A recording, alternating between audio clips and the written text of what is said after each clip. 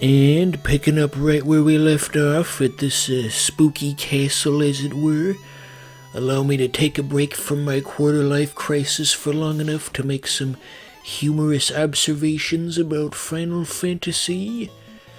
So here's Garfield or whatever. He's the man behind it all.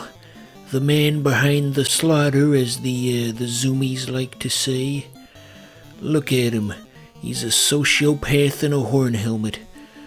We gotta do something to stop him. Anyway, so, there's really nothing too spectacular about this boss fight. I mean, it's an NES game, for God's sake. What do you expect? You just whap him and whap him and whap him again. It's all very simplistic. That's why they had to modernize this combat system, starting with the...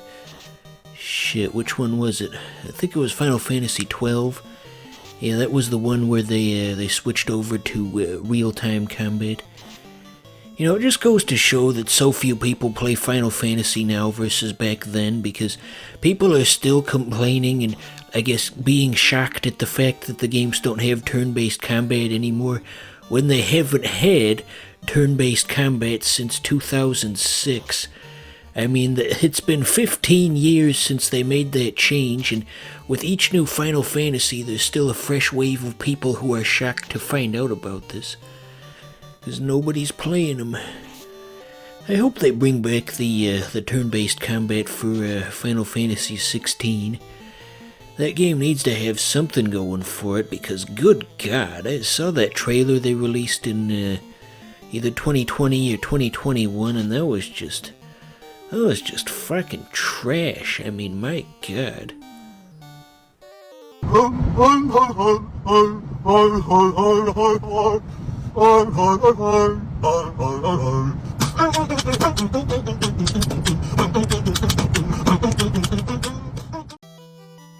Gee, that's funny. I don't remember the Final Fantasy victory theme sounding like that.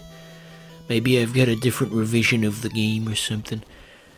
But anyway, all the royalty of the land is congratulating us. That is a lot of dialogue. Well, not that much. I'm just stupid. But anyway, everybody's all, thank you, Light Warriors. Whenever I hear the word Light Warriors, it reminds me of the, probably the first thing you're thinking of too when you hear Light Warriors. It's the Lightbringer. I just find it so darn funny that he's ashamed of that comic and people won't stop bringing it up.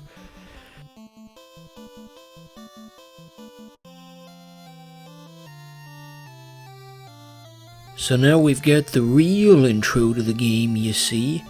Everything else was just a test. A test to see if a little bitch like you could handle Final Fantasy and the NES. If you manage to get to this point, then you're officially part of the cool guy. Of course, my voice cracked a little when I said that. But anyway, the difficulty really ratchets up past this point because this is the official start of the game. Well, not right here. I guess that's kind of a bad example. It's just one pitiful enemy, but take my word for it, they're gonna stop going easy on us.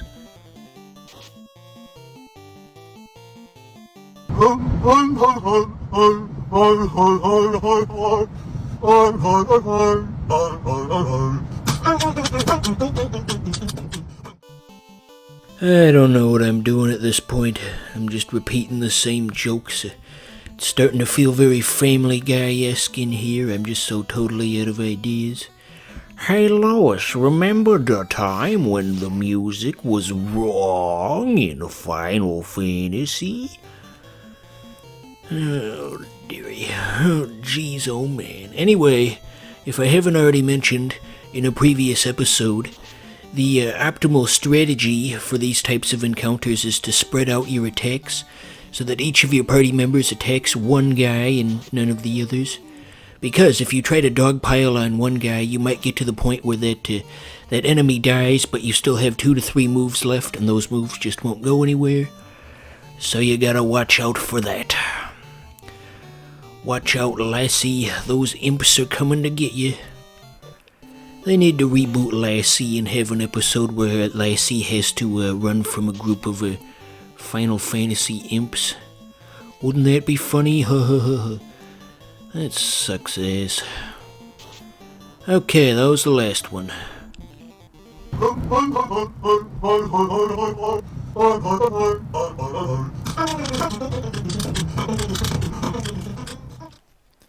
Sorry, I had to slip it in there just one more time. Rule of threes, as they say. That's what makes things funny, you see. Saying it 3 times. So this next scene looks rather reminiscent of the Sorcerer's Apprentice. What with the broom people walking about the place. Did you guys ever see the Sorcerer's Apprentice? That was a good cartoon with the broom people stomping around carrying their buckets of water and giving Mickey Mouse a hard time. Gosh, our standards for cartoons were so low back then. Nowadays it's all, this cartoon has to have a message. You can't just have Mickey Mouse fighting broom people. This needs to tell me that my political opinions are correct. Everybody needs to collectively pull the stick out of their ass. How did we even get on this topic? This was all me. I'm just sitting alone in a room talking to myself. This was 100% out of my mind.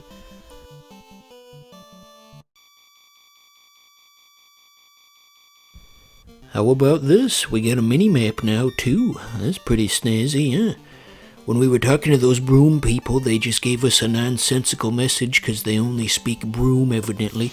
But if you look at the message in reverse, it says push B select, meaning you should push those buttons on the controller, obviously. Dumbass! Yeah, you push those buttons and then the mini-map comes up. Okay, so I am not even gonna try to fight this ogre because our party is just a little bit underleveled, and that ogre will just utterly clobber us if we let him. For those of you who've seen Shrek, that's a dumb thing to say, literally everybody saw that, but like they said in that movie, ogres are like onions. You shouldn't try to fight them. Anywho, terribly unfunny jokes aside, if you can even call them that, I look at that encounter we just had, and it made me realize that, in a sense, game design has come full circle, you know? Just yesterday, when we were playing Elden Ring, the premise of the game was that you can go where you want, and occasionally you may run into enemies that are far too overleveled for where you are currently. That happened in a game of 2022, and then it happened today in a game of 1987. A game from 1987. Full circle. Uh-oh, it's starting to feel very Undertale-esque in here. You know, a couple of years ago when they revealed that that voice sample they use for Sans is actually just Patrick from SpongeBob, that really shook up the internet, as they say. I'm so glad the phrase that, destroyed the internet or took down the internet, broke the internet, that's what it was. I'm so glad the phrase broke the internet isn't around anymore, because oftentimes it would be applied to situations where that really wasn't even true. Hillary Clinton's latest tweet about Donald Trump just totally broke the internet. Then you look at it and it's got maybe like 2 likes, and the media tries so hard to just prop up some things that are just inherently unpopular, whether it be the TV shows on CBS or certain political figures. Sometimes they just try to cram stuff down your throats.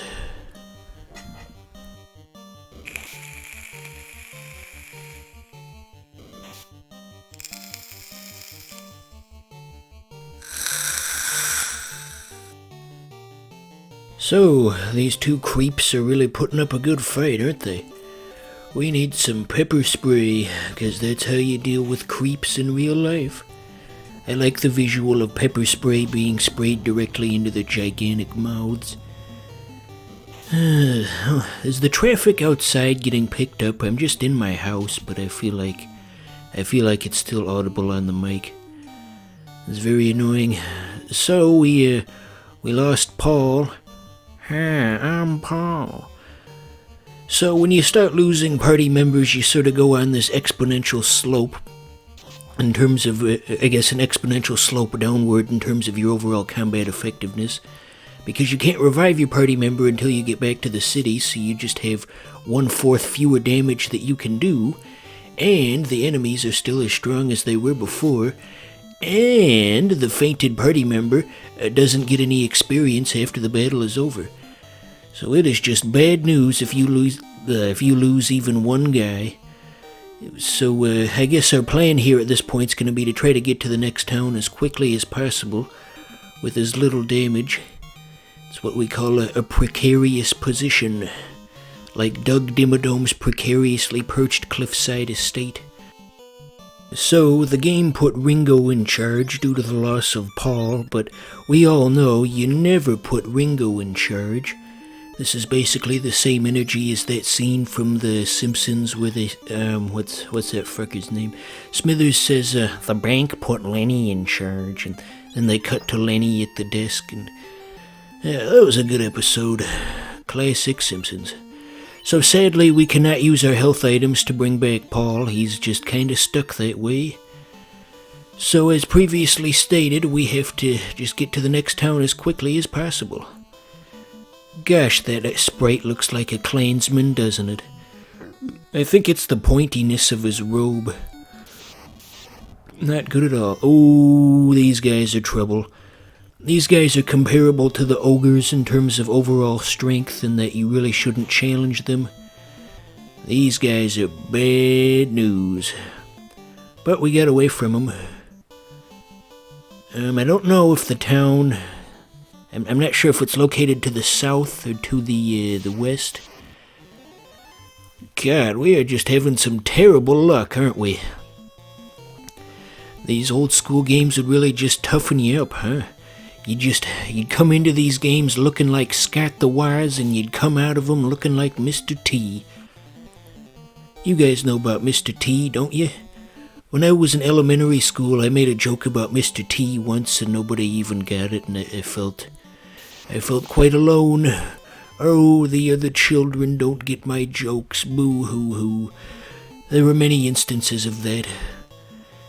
I don't mean to toot my own horn, but I was the knower of things. I had such vast knowledge of pop culture and everything in it, and the other kids at school did not. It was always very frustrating. At one point, there was even a girl who didn't know what Star Wars was. Either she hadn't seen it, or she didn't know what it was, or perhaps had just never heard of it. Something like that. Anyway, I was just totally baffled by that as a kid. Who the fuck has never heard of Star Wars? Okay, so, this is getting to be a bit of a nail-biter, isn't it? Like I said, with each lost party member... Oh, down goes another one. Okay, so there's no way that just one party member can even do anything at this point. Run away! Run away! Okay, there we go. Yeah, we fixed it. Yeah, we're all set for the next episode now.